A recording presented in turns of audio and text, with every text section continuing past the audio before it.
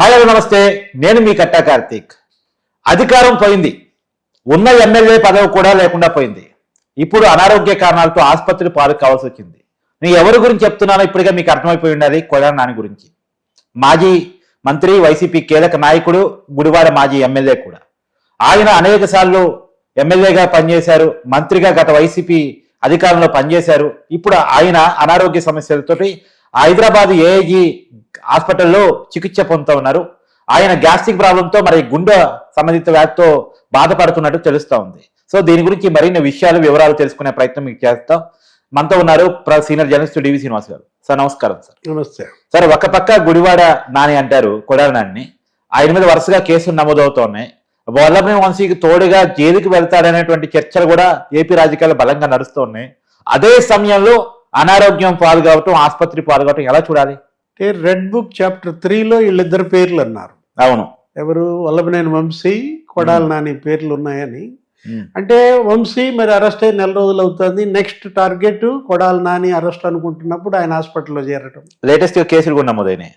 అంటే ఏఐజీ హాస్పిటల్లో చేరాడని మనం చూసాం. తనేదో గ్యాస్ట్రిక్ ట్రబుల్ ఏదో ఉంటే దానికోసం వెళ్తే బైపాస్ సర్జరీ చేయాలనడం. అంటే జనరల్గా సెకండ్ ఒపీనియన్ తీసుకోవాలి, థర్డ్ ఒపీనియన్ తీసుకోవాలి. ఒకళ్ళ దగ్గరికి వెళ్ళినంత మాత్రం సరిపోదు. బైపాస్ అనగానే ఇప్పుడు కిమ్స్లోనో లేకపోతే స్టార్లోనో మనం వెళ్తే స్టంట్తో కూడా అయిపోయే అవకాశాలు ఉన్నాయి. ఇప్పుడు పెద్దిరెడ్డి రామచంద్రారెడ్డి కూడా హాస్పిటలైజ్ అయ్యాడు. అవునా? పెద్దిరెడ్డి రామచంద్రారెడ్డి నారాయణ హాస్పిటల్లో చేరటము, లేకపోతే కొడాలి నాని ఏఐజీ హాస్పిటల్లో చేరడం. నారాయణ హాస్పిటల్స్ అంటే అది నారాయణ గారిగా? అంటే ఇప్పుడు అతనికి ఏదో చేతికి శస్త్రచికిత్స ఏదో అంటున్నారు. ఆయన మరి పడ్డారో మరేమో కానీ పెద్దిరెడ్డి రామచంద్రారెడ్డిపై కేసులు, ఏది ఆ భూములు లేకపోతే మదనపల్లి ఫైల్స్ తగలబెట్టడం. అక్కడ మనం చూసాం దగ్గర కొన్ని వేల ఎకరాలు రాయలసీమలో ఆయన అటు మదనపల్లి, తిరుపతి, పొంగనూరు అనేక విచారణలు. వాటి నేపథ్యంలో అసలు పెద్దిరెడ్డి కొడుకు ఎవరు, మిథున్ రెడ్డి పైన ఈ మద్యం లిక్కర్ స్కామ్స్, డిస్టిలరీల కబ్జాలు, హాస్పిటలైజ్ అవుతున్నారు వీళ్ళంతా. అంటే ఇప్పుడు పెద్దిరెడ్డి హాస్పిటల్ పాలైతే తండ్రికి తోడుగానే ఉండాలని కొడుకు విరామం అడిగే అవకాశం ఉండొచ్చా? అంటే కేసుల నుంచి వీళ్ళు బయటపడటం కోసం హాస్పిటల్స్కి వెళ్తున్నారా? ఎందుకంటే మనం చూసాం గతంలో అవినాష్ రెడ్డి అవును అరెస్ట్ చేయటానికి కరెక్ట్గా మరి సిబిఐ వస్తే అప్పటికప్పుడు వాళ్ళ అమ్మని గుండెపోటు అని చెప్పి ఇక్కడ కర్నూలు విశ్వశాంతి హాస్పిటల్లోనో దేంటోనో చేర్చడం. అవును అవును 3 రోజులు అక్కడ సిబిఐ వచ్చి అరెస్ట్ చేయాలని చూసినా కూడా మొత్తం అందరు కాపలా కాసుకోవటం. ఇప్పుడు ఇక్కడ కూడా అదే ఎపిసోడా? కొడాలి నాని ఇవాళ నిజంగానే ఆయన బైపాస్ సర్జరీ అవసరమా? ఎందుకంటే గతంలో కొడాలి నాని ఏదో నోటి క్యాన్సర్ అన్నారు. ఆయన గుట్కా ఎక్కువ తింటుంటాడు అనుకుంటా. అప్పట్లో నోటి క్యాన్సర్ వచ్చిందని అనేక రకాల నీకు వదంతులు జరిగాయి. అసలు ఇవాళ కేసులు, అరెస్టులు, జైళ్ళు, హాస్పిటల్సా? ఎలా చూడాలి? అంటే దీంట్లో ఏది నమ్మాలో అర్థం కాని పరిస్థితి సార్. వాస్తవానికి మీరు అన్నట్టు ఇందాక అవినాష్ గారి ఎపిసోడ్ లో చూస్తే ఆయన అరెస్ట్ అవుతారు అనుకున్న టైంలోనూ వాళ్ళ అమ్మ ఆరోగ్యం చెడిపోయింది ఒకటి. తర్వాత మొన్న పోసాని గారికి ఉన్న పదానికి గుండెపోటు వచ్చింది, తీరా హాస్పిటల్ తీస్తే గుండెపోటు లేదు. అప్పుడు కూడా వాళ్ళ అమ్మకి ఆరోగ్యం ఉందో లేదో తెలియదు. ప్రభుత్వం వాళ్ళది కాబట్టి అనారోగ్యం ఉందని నమ్మించారు, ఆసుపత్రులు కూడా వాళ్ళది కాబట్టి. కానీ మొన్న ప్రభుత్వం వాళ్ళది కాదు కాబట్టి పోసాని గారికి గుండెపోటు రాలేదని విషయం తెలవగలిగింది. మరి ఇలాంటి నిజమైన అబద్ధాలు ఉంటాయి, అదేంటో ఏంటి పరిస్థితి?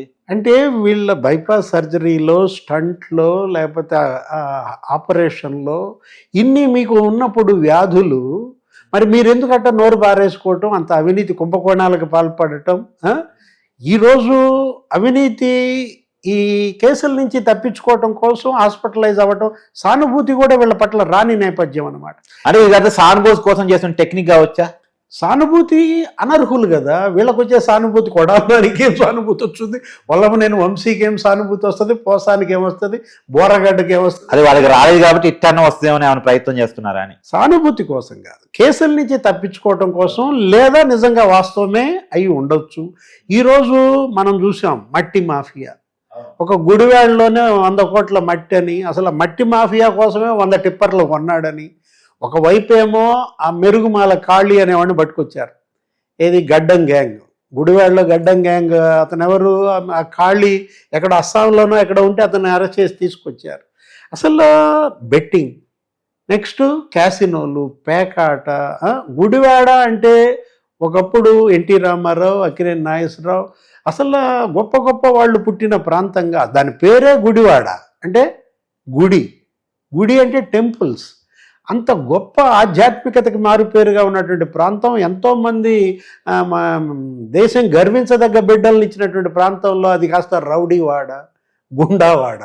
గుడివాడను గుండావాడగా చేసిన చరిత్ర మరి కొడాలి నానిది అయిపోయిన పరిస్థితుల్లో ఇవన్నీ కూడా ఏది మట్టి మాఫియాయే కాదు. మనం చూసాం, ఇతను సివిల్ సప్లైస్ మినిస్టర్గా ఒక 2 ఏళ్ళు ఏమో ఎలగబెట్టాడు.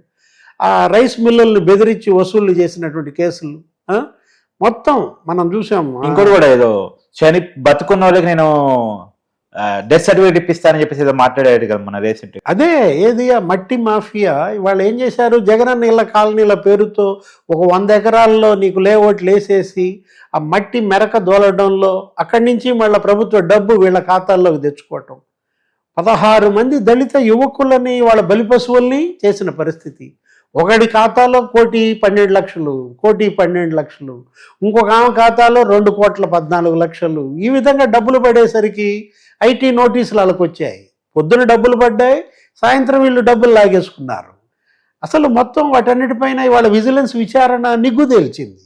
ఏది పలానా రామకృష్ణ హౌసింగ్ అనో, లేకపోతే పలానా శివ గోల్డ్ అనో, వాళ్ళ యొక్క బినామీ సంస్థలకి ఈ ప్రభుత్వ డబ్బు ఈ దళిత యువకుల ఖాతాల నుంచి వీళ్ళ మళ్ళించడం విజిలెన్స్లో ఇవాళ ఫిక్స్ అయిన నేపథ్యంలో, ఇవాళగైతే రేపు కొడాలి నాని అరెస్ట్ తప్పదు అన్న వార్తల నేపథ్యంలో వచ్చిన స్ట్రోకా. దీన్ని ఎలా చూడాలి? ఈరోజు ఈయన హాస్పిటలైజ్ అయితే కేసులు ఆగుతాయా, అరెస్టులు ఆగుతాయా? మనం చూసాం, పోసాని కృష్ణమురళి న్యాయమూర్తికే విన్నవించుకున్నాడు. ఏమని?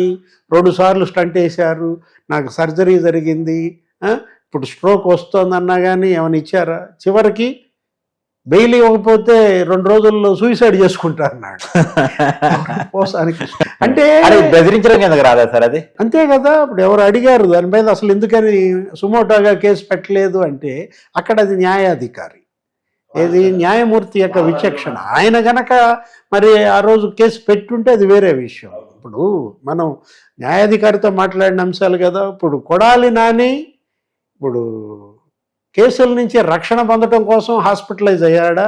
నిజంగానే ఇవాళ స్ట్రోక్ వచ్చిందా? బైపాస్ సర్జరీ పేరుతో ఎన్నాళ్ళ నేను బయటపడతాడు? చూద్దాం సార్, నిజంగా కొడాలి నాని ఆరోగ్య పరిస్థితి ఏంటి అనేటువంటిది. నిజంగా ఆరోగ్య పరిస్థితి బాగాలేకపోతే మాత్రం కోలుకోవాలని అనుకుందాం. ఖచ్చితంగా ఆరోగ్యం బాగాలేకపోవటం వేరు, కేసులు వేరు. కేసులు ఫేస్ చేయాల్సిందే, ఆరోగ్యం బాగుపడాల్సిందే. Thank you sir. నమస్తే.